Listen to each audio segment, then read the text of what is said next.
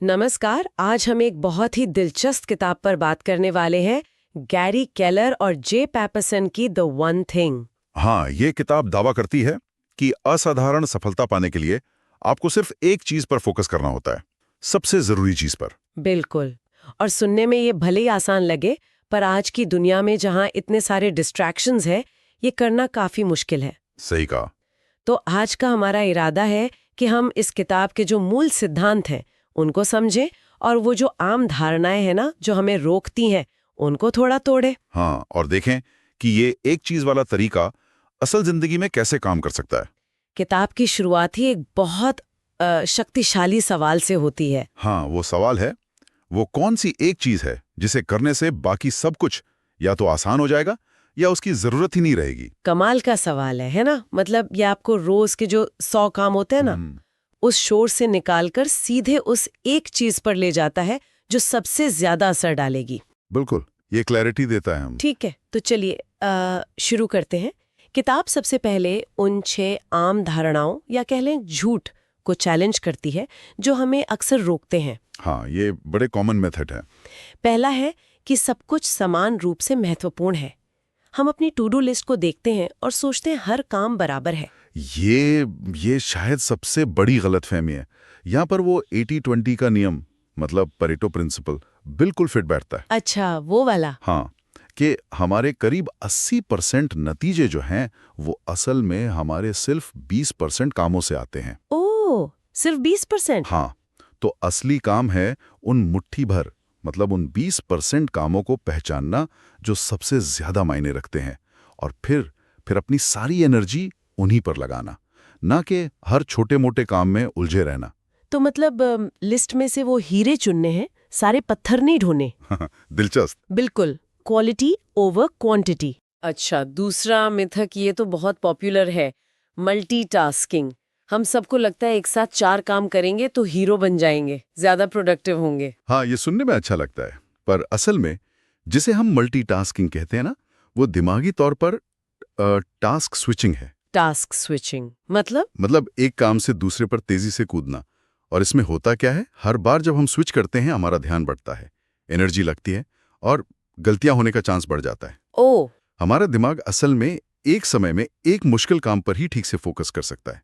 ये 2 नावों पर पैर रखने जैसा है, ना इधर के रहे ना उधर के। तो वो लोग जो कहते हैं कि मैं तो मल्टीटास्किंग का किंग हूँ। वो शायद स्विच करने में तेज हो सकते हैं, पर हर स्विच की एक कीमत होती है, फोकस की गहराई की कीमत। असाधारण नतीजों के लिए गहरा फोकस चाहिए, ना कि कई कामों को ऊपर ऊपर से छूना। समझ गई। अब तीसरा मिथक, एक अनुशासित जीवन। लगता है कामयाब होने के लिए एकदम रोबोट बनना पड़ेगा, हर पल कंट्रोल। ये सोचकर ही थकान होती है। हाँ, ये थोड़ा डराने वाला लगता है, पर किताब का तर्क थोड़ा अलग है। वो कहते हैं कि आपको हर समय सुपर अनुशासित होने की जरूरत नहीं है। अच्छा। आपको सिर्फ इतना अनुशासन चाहिए कि आप सही आदतें बना सकें। आदतें। हाँ, एक बार आदत बन गई तो वो काम ऑटो पायलट पर चला जाता है। उसे करने के लिए रोज उतनी विल पावर नहीं लगती, जैसे सुबह ब्रश करना। बिल्कुल। इसके लिए अब अनुशासन नहीं चाहिए, आदत है। तो फोकस होना चाहिए शक्तिशाली आदतें बनाने पर। मतलब अनुशासन का इस्तेमाल करो आदत बनाने के लिए, फिर आदत आपका काम आसान कर देगी। सही है। बिल्कुल। चौथा झूठ, इच्छा शक्ति हमेशा उपलब्ध है। जैसे नल खोला और पानी आ गया, वैसे ही जब चाहा इच्छा शक्ति यूज कर ली। काश ऐसा होता। लेकिन किताब इच्छा शक्ति की तुलना करती है स्मार्टफोन की बैटरी से। बैटरी से? कैसे? सुबह फुल चार्ज होती है, फिर जैसे जैसे हम दिन भर फैसले लेते हैं, मुश्किल काम करते हैं, खुद को रोकते हैं, ये बैटरी डिस्चार्ज होती जाती है। ओह। इसीलिए सलाह दी जाती है कि अपनी एक चीज, वो सबसे जरूरी काम, दिन में सबसे पहले कर लें, जब आपकी will power battery full charge हो। ये तो बहुत प्रैक्टिकल बात है। मतलब मुश्किल काम सुबह ही निपटा लो। एग्जैक्टली। अच्छा, पांचवा मिथक थोड़ा चौंकाने वाला है, एक संतुलित जीवन। हम सब बैलेंस बैलेंस करते रहते हैं, पर किताब कहती है असाधारण परिणाम के लिए अस्थायी असंतुलन जरूरी है। ये सुनने में थोड़ा गड़बड़ नहीं लगता? हाँ, ये पारंपरिक सोच से बिल्कुल उल्टा है। लेकिन अगर हम इसे बड़ी तस्वीर में देखें, तो मतलब ये है कि जब आप किसी एक चीज पर जबरदस्त फोकस करते हैं, तो जाहिर है जिंदगी के कुछ दूसरे पहलू उन्हें कम ध्यान मिलेगा, वो पीछे छूटेंगे। ये एक स्ट्रैटेजिक चॉइस है। आप जानबूझकर कुछ समय के लिए असंतुलित होते हैं ताकि उस एक एरिया में बड़ी छलांग लगा सकें। यह हमेशा के लिए नहीं है। अच्छा। ये उस बड़े लक्ष्य को पाने का एक जरूरी फेज है, इस उम्मीद के साथ कि बाद में बेहतर बैलेंस बन पाएगा। इसे त्याग नहीं, निवेश समझना चाहिए। मतलब सब कुछ थोड़ा थोड़ा करने से अच्छा है कि एक चीज जबरदस्त तरीके से कर लो, भले ही बाकी चीजें थोड़ी देर के लिए डिस्टर्ब हों। बिल्कुल। और ये उस अराजकता के डर वाले चोर से भी जुड़ा है, जिसकी बात हम शायद आगे करेंगे। जबरदस्त फोकस अक्सर थोड़ी उथल-पुथल लाता है, उसे मानना पड़ता है। ठीक है।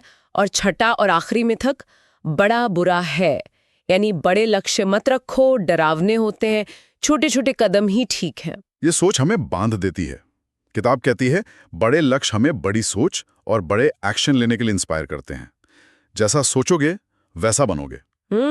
बड़े लक्ष्य आपकी क्षमता को खींचते हैं, आपको ज्यादा सीखने और करने पर मजबूर करते हैं। छोटे लक्ष्य वो अक्सर हमें हमारे कंफर्ट जोन में ही फंसाए रखते हैं। असाधारण परिणाम तो बड़े सपनों से ही शुरू होते हैं। सही बात है। तो ये 6 मिथक तोड़ने के बाद किताब एक बहुत ही पावरफुल कॉन्सेप्ट बताती है, डोमिनो प्रभाव। हाँ, डोमिनो इफेक्ट। जैसे एक डोमिनो गिराओ तो वो दूसरे को गिराता है, फिर तीसरा, और पूरी लाइन गिर जाती है ना? बिल्कुल। ये दिखलाता है कि सफलता जो है ना, वो एक के बाद एक क्रमिक रूप से बनती है। आपका काम है उस पहले सबसे जरूरी डोमिनो को पहचानना, यानी आपकी एक चीज, और फिर अपनी पूरी एनर्जी उससे सही दिशा में, सही तरीके से गिराने में लगा देना। अगर पहला डोमिनो सही चुना और सही ताकत से गिराया तो वो एक ऐसी चेन रिएक्शन शुरू कर सकता है जो आगे के कई डोमिनोज, यानी काम को या तो बहुत आसान बना देगी या शायद उनको गिराने की जरूरत ही खत्म कर देगी। ये दिखाता है कि एक सही फोकस्ड एक्शन का असर कितना मल्टीप्लाई हो सकता है। मतलब सही पहला कदम उठाओ तो आगे का रास्ता काफी हद तक खुद बन जाता है। बिल्कुल, मोमेंटम बन जाता है। तो ठीक है, ये एक चीज वाला तरीका अपनाना है और उस पर टिके रहना है। इसके लिए किताब 3 जरूरी कमिटमेंट्स की बात करती है। पहली है महारत हासिल करने की कमिटमेंट। इसका सीधा मतलब है कि आप जिस एक चीज को चुनते हैं उसमें लगातार बेहतर होने का इरादा रखें। ये सिर्फ काम खत्म करना नहीं है। अच्छा। ये उस काम में एक्सीलेंस हासिल करने की कोशिश है। इसके लिए लगातार सीखना होगा, प्रैक्टिस करनी होगी, फीडबैक लेना होगा। ये एक ना खत्म होने वाली जर्नी है। दूसरी कमिटमेंट है उद्देश्य संचालित, पर्पस ड्रिवन होना। मतलब अपनी एक चीज को किसी बड़े मकसद, किसी बड़े क्यों से जोड़ना। ये बहुत जरूरी है, बहुत ज्यादा। जब आपका काम किसी बड़े वाय से जुड़ा होता है ना, तो मुश्किल समय में भी टिके रहने की हिम्मत मिलती है। सही बात है। उद्देश्य आपको दिशा देता है, आपको सुबह बिस्तर से उठने की वजह देता है। बिना उद्देश्य के एक चीज सिर्फ एक काम रह जाएगी, जुनून नहीं बन पाएगी। उद्देश्य ही उसे मतलब देता है। और तीसरी कमिटमेंट है जवाबदेह होना। मतलब अपने नतीजों की जिम्मेदारी लेना। जवाबदेही का मतलब है कि आप बहाने नहीं बनाते, आप नतीजों को देखते हैं। अगर कुछ प्लान के मुताबिक नहीं हुआ तो आप पूछते हैं, मैं इसे कैसे ठीक कर सकता हूं, या अगली बार बेहतर करने के लिए मुझे क्या सीखना होगा। ओनरशिप लेना। हाँ, ओनरशिप। आप किसी मेंटर, कोच या दोस्तों के ग्रुप के प्रति भी जवाबदेह हो सकते हैं। कोई जो आपको ट्रैक पर रखने में मदद करे। ये तीनों महारत, उद्देश्य और जवाबदेही, ये मिलकर इस फोकस को बनाए रखने का एक ढांचा तैयार करते हैं। ये तीनों मिलकर ही काम करते हैं। बिल्कुल। लेकिन इस रास्ते पर चलना आसान नहीं है। किताब में उत्पादकता के 4 चोरों का जिक्र है। ये चोर चुपके से हमारा फोकस और टाइम चुरा लेते हैं। हाँ, ये बड़े खतरनाक चोर हैं। पहला चोर है नहीं कहने में असमर्थता। वो ये तो बहुत ही आम है। हम दूसरों को खुश करने के चक्कर में या कोई मौका छूट ना जाए इस डर से हर चीज को हाँ कह देते हैं। हाँ, होता है ऐसा। लेकिन हल हाँ का मतलब है अपनी एक चीज से टाइम और एनर्जी हटाकर कहीं और लगाना। अपनी प्रायोरिटी की रक्षा के लिए विनम्रता से नहीं कहना सीखना। ये एक सुपर पावर जैसा है। Super power? हाँ, ये जानना कि कब और किसे नहीं कहना है उतना ही जरूरी है जितना ये जानना कि किसे हाँ कहना है। ये तो सच में मुश्किल है, खासकर हमारे यहाँ। अच्छा, दूसरा चोर है अराजकता का डर। आपने पहले इशारा भी किया था इसकी तरफ। हाँ, किया था। जब हम एक चीज पर फोकस करते हैं तो बाकी चीजें थोड़ी बिखर सकती हैं। मेज पर कागज, इनबॉक्स में ईमेल, घर के छोटे मोटे काम। और ये डर ये हमें वापस सबको समेटने में लगा देता है। फोकस टूट जाता है। किताब कहती है कि इस टेम्पररी क्योस, इस अस्थाई अराजकता को स्वीकार करना सीखें। स्वीकार करना? हाँ, समझे कि ये जबरदस्त फोकस का साइड इफेक्ट है। आप सब कुछ एक साथ परफेक्ट नहीं रख सकते। अपनी एक चीज पर काम करते समय बाकी चीजों की थोड़ी उथल पुथल को नजरअंदाज करना सीखें। ये एक जरूरी समझौता है। आदतें नींद पूरी न करना, ठीक से खाना नहीं, एक्सरसाइज नहीं करना, ये कैसे उत्पादकता चुराते हैं? ये तो सीधे सीधे हमारी एनर्जी और विल पावर की बैटरी खत्म कर दें। अगर आप थके हुए हैं, बीमार सा महसूस कर रहे हैं, तो आप अपनी एक चीज पर वो गहरा फोकस कैसे कर पाएंगे? सही बात है। अच्छी नींद, पौष्टिक खाना, रेगुलर एक्सरसाइज, ये आपके दिमाग और शरीर की एनर्जी बनाए रखने के लिए फ्यूल हैं। इनको इग्नोर करना मतलब अपनी सबसे कीमती संपत्ति को नजरअंदाज करना। बिल्कुल। और चौथा चोर है ऐसा माहौल जो आपके लक्ष्यों का समर्थन नहीं करता। इसमें हमारा ऑफिस, घर, यहाँ तक कि दोस्त और सहकर्मी भी आ सकते हैं। बिल्कुल। अगर आपके आसपास लगातार शोर है, डिस्ट्रैक्शंस हैं, या ऐसे लोग हैं जो आपके गोल्स को नहीं समझते या आपको नीचे खींचते हैं, तो फोकस बनाए रखना लगभग नामुमकिन हो जाता है। तो फिर करें क्या? ये एक महत्वपूर्ण सवाल खड़ा करता है कि हम इन चोरों का मैनेजमेंट कैसे करें। हमें जानबूझकर ऐसा फिजिकल और सोशल माहौल बनाना होगा जो हमारे फोकस को सपोर्ट करे। इसमें अपना वर्कस्पेस ठीक करना, नोटिफिकेशंस बंद करना और ऐसे लोगों के साथ समय बिताना जो आपको इंस्पायर करते हैं, न कि डिस्ट्रैक्ट। अब आते हैं सबसे अहम बात पर, वो फोकसिंग प्रश्न। वह कौन सी एक चीज है जिसे करने से बाकी सब कुछ आसान या अनावश्यक हो जाएगा? इसे असल जिंदगी में यूज कैसे करें? किताब का सुझाव बहुत प्रैक्टिकल है। वो कहते हैं कि इस एक ही सवाल को अलग अलग टाइम फ्रेम में पूछो। अलग अलग टाइम फ्रेम मतलब? आप पूछ सकते हैं, मेरे जीवन के बड़े उद्देश्य के लिए मेरी एक चीज क्या है? इस 5 साल के लक्ष्य को पाने के लिए इस साल मेरी एक चीज क्या है?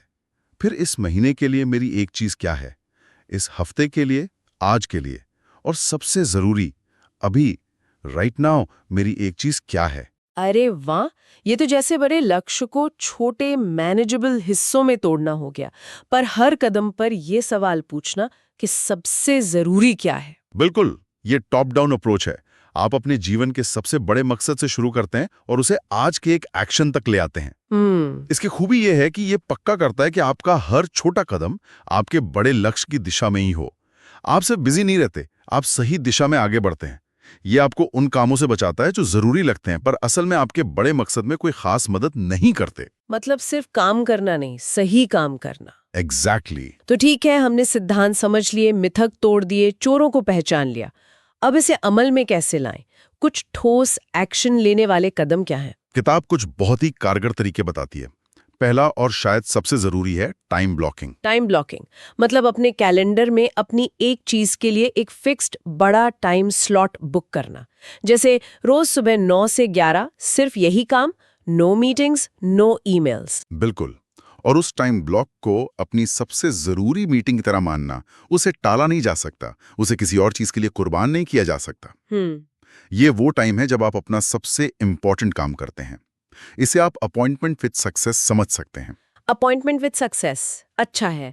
दूसरा कदम है इसे पहले करें, डू इट फर्स्ट। हाँ, जैसा हमने विल पावर वाले पॉइंट में बात की थी, अपनी एक चीज को दिन की शुरुआत में ही निपटा लें, जब आपकी एनर्जी और फोकस टॉप पर हो और दिन भर की थकान और डिस्ट्रैक्शंस ने आपको घेरा ना हो, ताकि वो जरूरी काम हो ही जाए। हाँ, इससे यह पक्का हो जाता है कि आपका सबसे जरूरी काम हो गया, चाहे बाकी दिन कैसा भी जाए। तीसरा कदम जो शायद सबसे मुश्किल है, नहीं कहें, से नो। हाँ जी, उन सभी कामों, रिक्वेस्ट्स, मीटिंग्स को विनम्रता से मना करना सीखें जो आपकी एक चीज के रास्ते में आते हैं या आपके टाइम ब्लॉक में घुसपैठ करते हैं। याद रखें, क्या हैं तो आप अनजाने में अपनी सबसे जरूरी चीज को नहीं कह रहे होते हैं। ओ, ये गहरी बात है। और चौथा, अराजकता स्वीकार करें, एक्सेप्ट chaos। जी हाँ। ये समझना कि जब आप अपनी एक चीज पर लीजर की तरह फोकस कर रहे होंगे तो बाकी चीजें थोड़ी अस्त व्यस्त हो सकती हैं। आपका ईमेल इनबॉक्स भर सकता है, कुछ छोटे मोटे काम पेंडिंग रह सकते हैं। और ये ठीक है। परफेक्शन की उम्मीद छोड़नी होगी। ये असाधारण नतीजों के लिए चुकाए जाने वाली कीमत का एक हिस्सा है। तो इस सब का क्या मतलब है? ये सारी बातें हमें कहाँ ले जाती हैं? ये टाइम ब्लॉकिंग, पहले करना, ना कहना, chaos स्वीकारना, ये सब मिलके एक बहुत शक्तिशाली फ्रेमवर्क बनाते हैं। देखिए, टाइम ब्लॉकिंग आपको फोकस करने का टाइम और स्पेस देता है। ठीक है। इससे पहले करना पक्का करता है कि आपकी बेस्ट एनर्जी सबसे जरूरी काम में लगे। नहीं कहना आपके उस फोकस की रक्षा करता है। और अराजकता स्वीकार करना आपको गिल्ट और डिस्ट्रैक्शन से बचाता है। अच्छा। तो ये क्रियाएं सिर्फ टिप्स नहीं हैं, ये एक चीज की फिलॉसफी को जीने का तरीका है।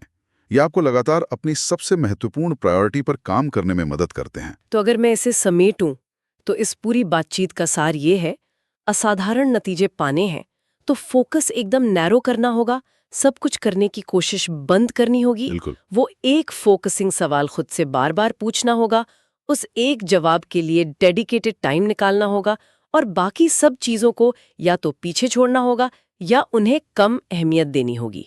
क्लैरिटी, क्या करना है, और कंसंट्रेशन, उसे करने का समय, यही चाबी है। एकदम सही कहा आपने, क्लैरिटी और कंसंट्रेशन।